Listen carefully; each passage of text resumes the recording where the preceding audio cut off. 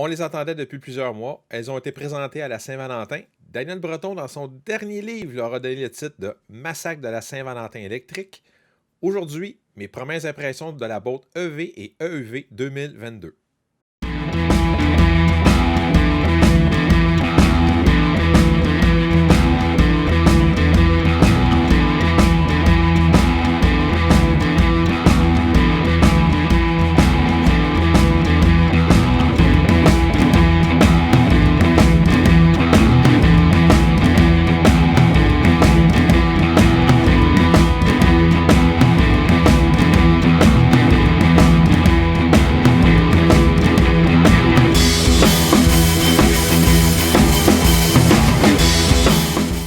Salut, c'est Yannick de chez Bourgeois Chevrolet. Première des choses, j'aimerais ça remercier mon ami Frédéric Bourdon qui m'a gentiment fait le logo pour ma chaîne YouTube. Fait que c'est le logo, vous voyez en bas. Si je vous le montre un peu plus comme ça va avoir l'air de ça. Fait que, Fred, je te remercie beaucoup. Je sais que tu as bien des talents cachés, mais celle-là, je la savais pas. On va parler de la Boat 2022. Première des choses, on va parler du prix. Bon, je sais que je vais les appeler comme ça, les chroniqueurs d'opinion automobile ont parlé qu'il y avait une différence de prix de 6 800 $ versus le prix de détail suggéré de base. OK? Donc, si on prenait le prix d'une 2021 qui était annoncé à 46 898 $ incluant le transport préparation, et que le nouveau modèle se vendait 40 198 $ incluant toujours le transport préparation. Donc, il y avait une différence, comme je viens de vous dire, de 6 800 $ de moins.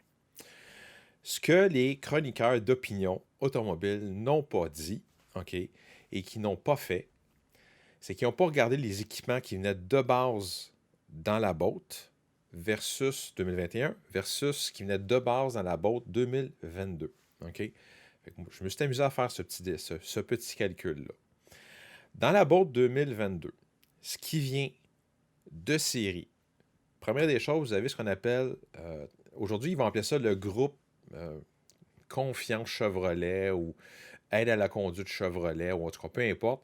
Ce qui était à l'époque, en 2021, c'est, dans le fond, en bon français, c'est ce qu'on appelle le groupe Confiance numéro 1 et le groupe Confiance numéro 2. Donc, ce qui ça donnait, c'est la détection des angles morts, le freinage automatique à basse vitesse pour les piétons, freinage automatique d'urgence, les phares IntelliBeam, qui fait que la voiture peut mettre les hautes ou les basses elle-même en fonction si vous suivez quelqu'un ou quelqu'un s'en vient en contresens le soir, là, au niveau des lumières.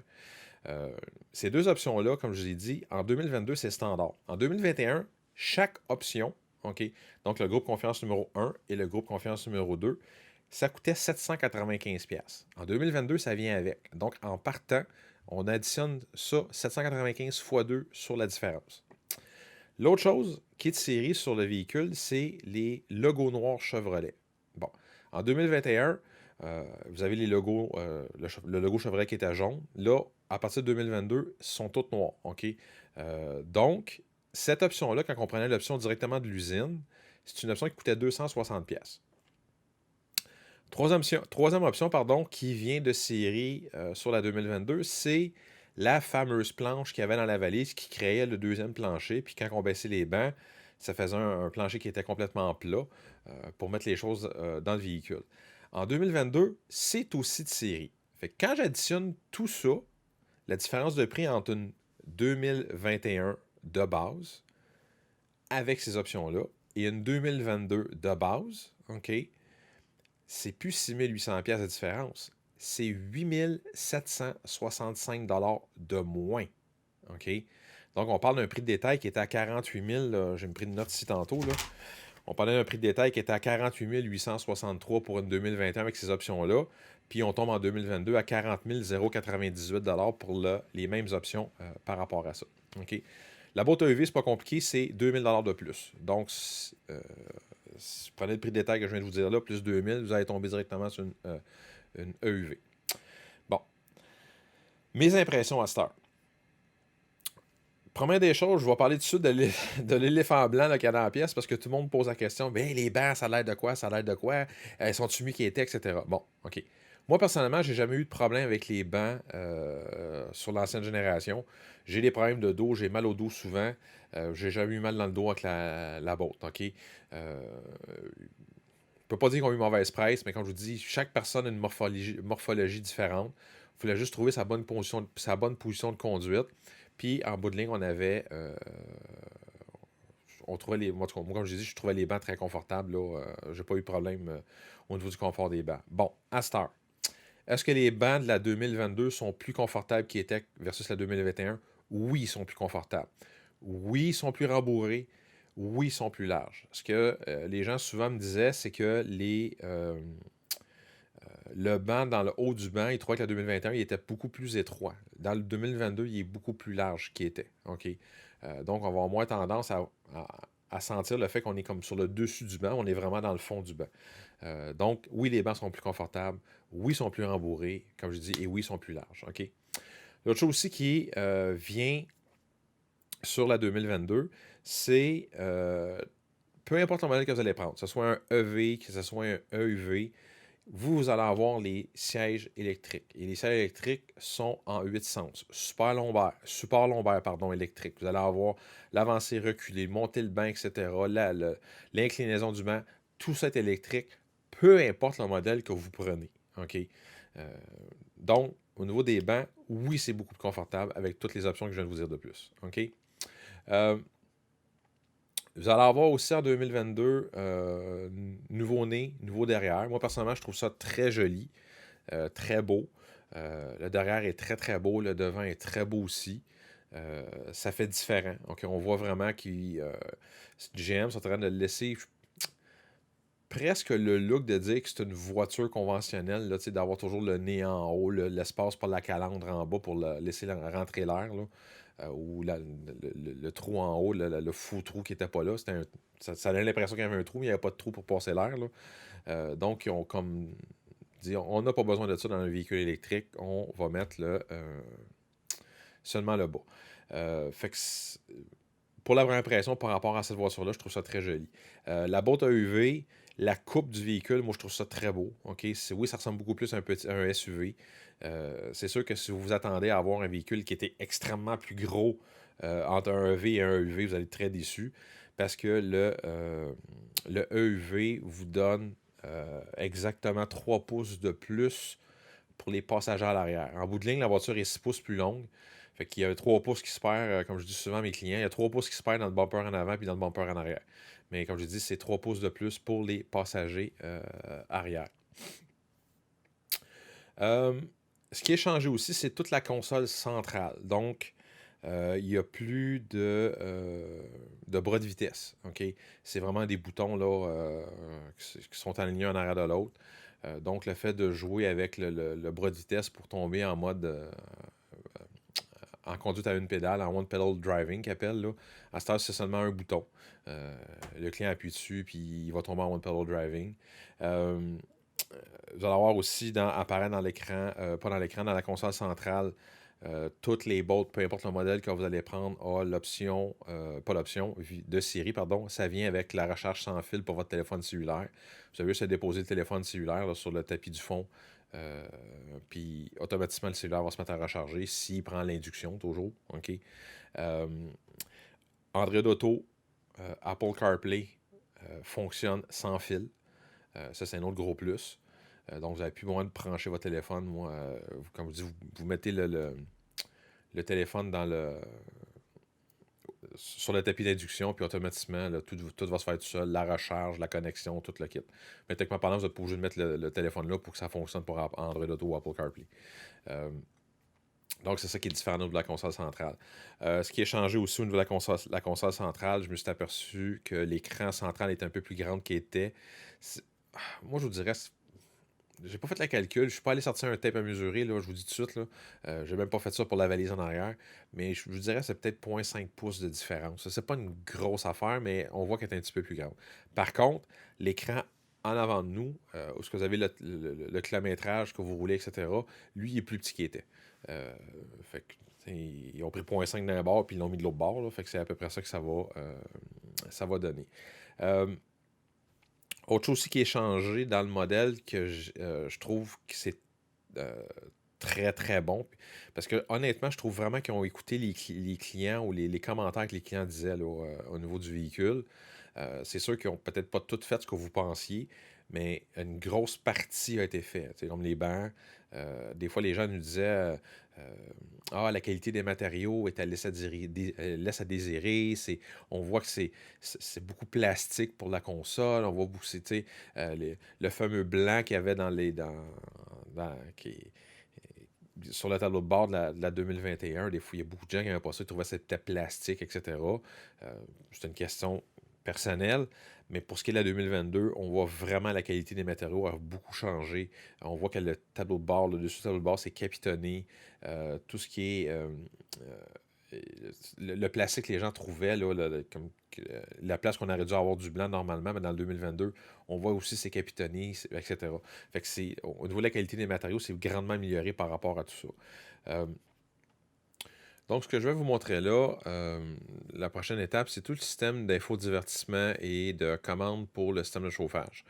Je vais vous montrer une vidéo que j'ai fait, là, que j'ai dans l'auto. Ça va être plus facile que de vous l'expliquer de vive voix comme ça.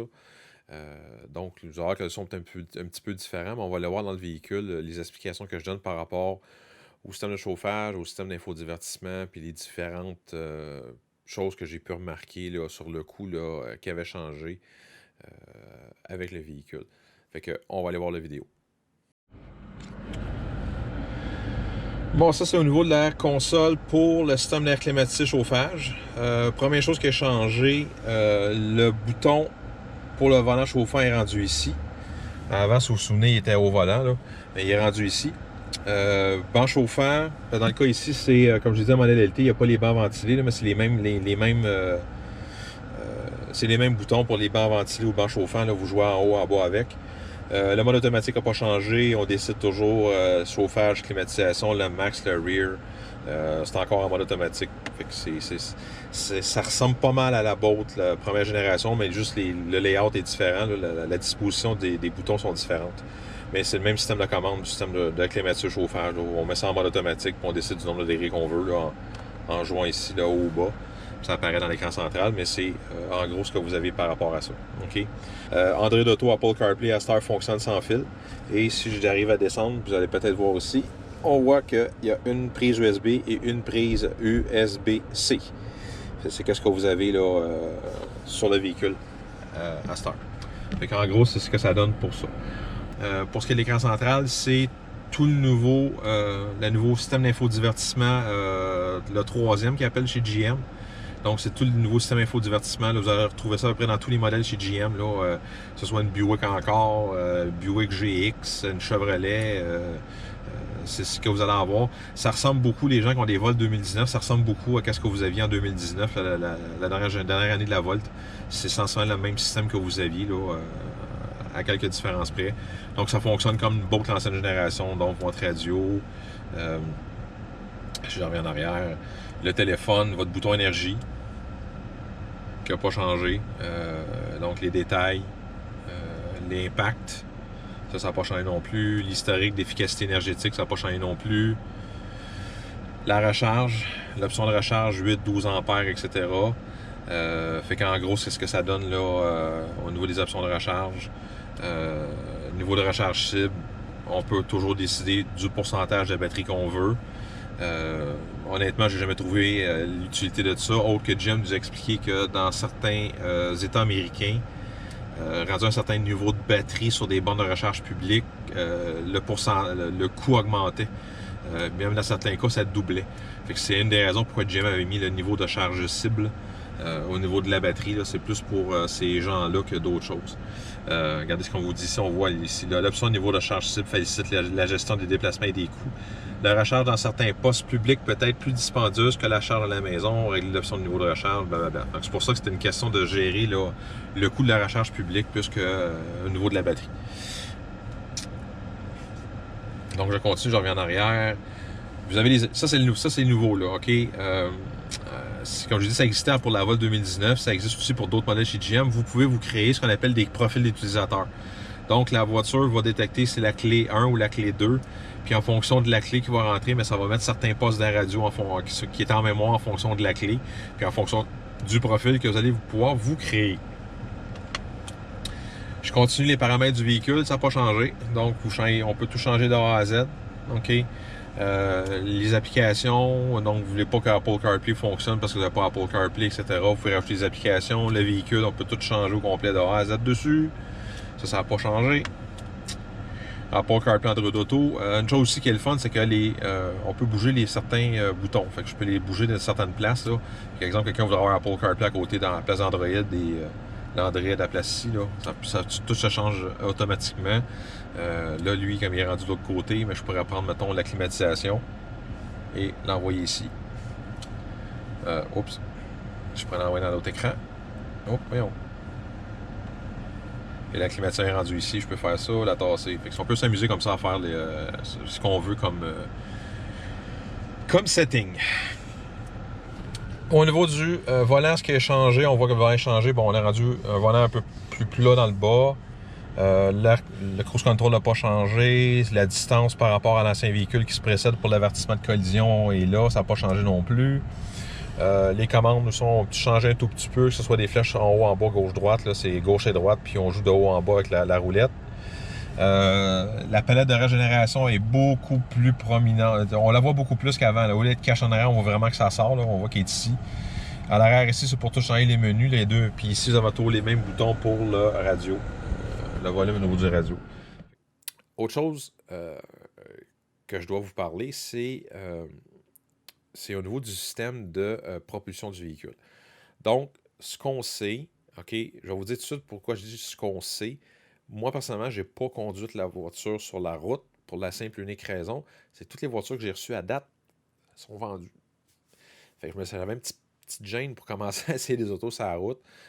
Surtout quand le client l'attendait pour 2-3 mois, puis après ça, on se ramasse avec des plans pour avoir un accident, puis le client attend encore 2-3 mois de plus.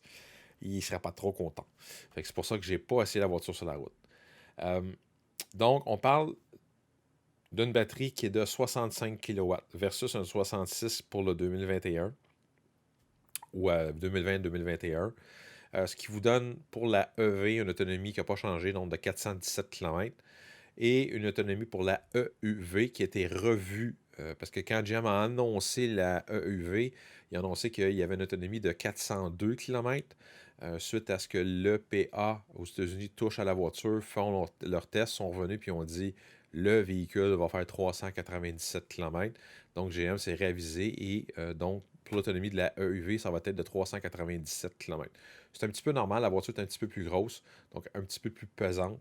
Fait que ça va avoir une répercussion sur l'autonomie du véhicule. Autre chose aussi qui est que les gens avaient beaucoup comment je peux vous dire ça? Avaient beaucoup de questions, c'est concernant la valise de la voiture. Bon, quand les statistiques ou pas les statistiques, je dirais, mais le descriptif du véhicule, les dimensions de la voiture sont sorties, la première chose que les chroniqueurs d'opinion automobile sont allés regarder et ont dit « Ah, la valise, la EUV est plus petite. Parce qu'on le voit, là, c'est marqué, c'est clair, c'est net, c'est précis, etc. » Bon. Oui, c'est sûr que les dimensions, de mémoire, là, c'est 0,6 pieds cubes de différence. Ça, c'est vraiment minime. C'est sûrement dû au fait que la coupe de la voiture à l'arrière est différente. Fait que ça peut changer par rapport au nombre de pieds cubes dans l'auto. Mais il n'y a personne qui s'est amusé à essayer de regarder les dimensions au plancher. T'sais, le nombre de fois que le client va avoir des choses dans sa voiture qui vont être à côté jusqu'à dans le plafond, c'est plutôt rare. C'est plus au sol, les sacs qu'ils vont mettre pour l'épicerie, les sacs de golf, etc. Il va plus à regarder ça. Donc, moi, ce que je me suis amusé à faire, c'est j'ai pris la planche, la fameuse planche là, qui fait le deuxième plancher de la boîte EV. Puis, je suis allé voir si ça rentrait dans une boîte EUV. Parce que si ça ne rentre pas, techniquement parlant, la voiture est plus petite au niveau du sol.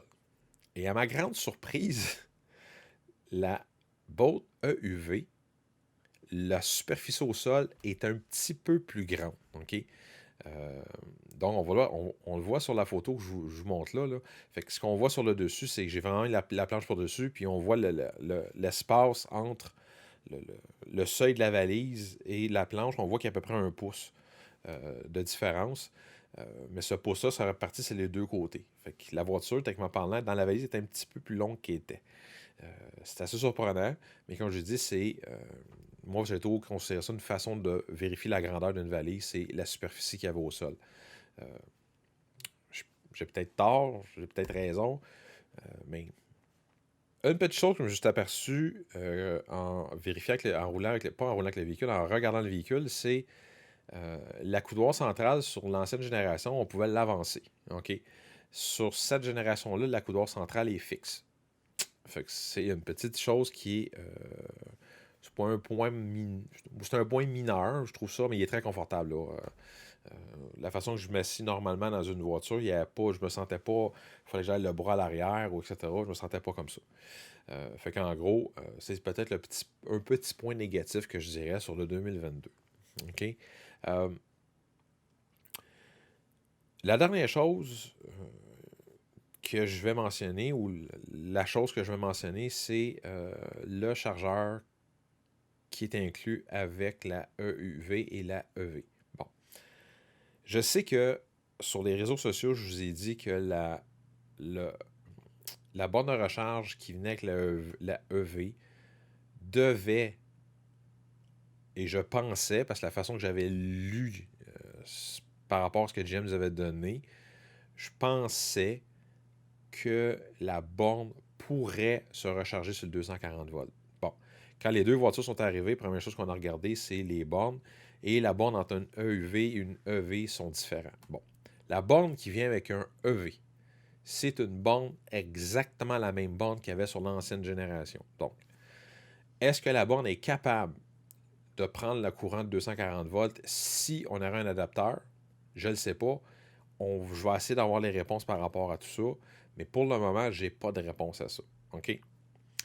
Pour ce qui est de la borne qui vient avec la EUV, OK? Juste ouvrir une parenthèse, la borne qui vient avec la EUV, c'est quelque chose que vous êtes capable, avec la EUV, ça va être quelque chose que vous êtes capable d'aller vous acheter au département des pièces de n'importe quel concessionnaire automobile GM. Ils vont vous la vendre, il n'y a pas de problème. Je n'ai pas encore le prix par contre. La borne qui vient avec la EUV, cette borne-là va être capable de se brancher sur le 120 volts et sur le 240. La façon que ça fonctionne, c'est que l'adapteur, c'est carrément la plug. Donc, la plug qui se branche dans le mur pour le 120 puis le 240, c'est vraiment modulable. On débranche, puis on rebranche. On peut voir aussi comme sur les photos, les petites vidéos. On a juste à brancher, débrancher, puis automatiquement, ça va prendre la borne va prendre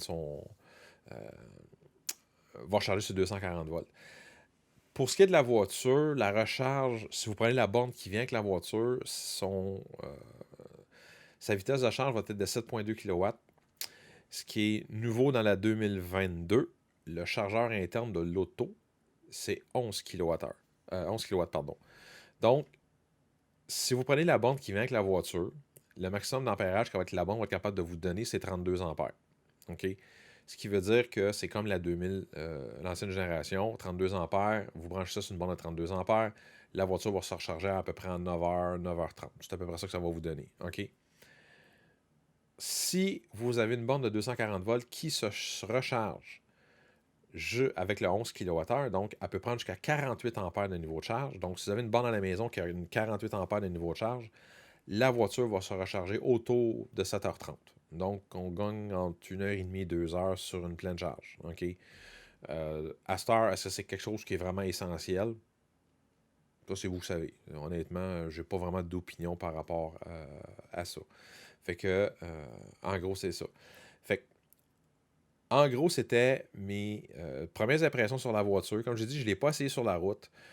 Oui, c'est sûr, j'ai fait le tour du concessionnaire pour déplacer les autos dans la cour, mais j'ai pas essayé la voiture sur un long terme. OK? Quand je dis long terme, c'est plus que 5-6 minutes, mais sur la route. Donc, voir les bosses, etc. Ça va rester à confirmer, mais je pense que la suspension de la voiture a été changée aussi. Je pense. Mais comme je dis, ça va être vraiment sur l'essai routier que je vais pouvoir confirmer ce cas-là. Fait que sur ce, moi, je vous laisse. Merci beaucoup. Fait que sur ce, à la prochaine. Bye bye.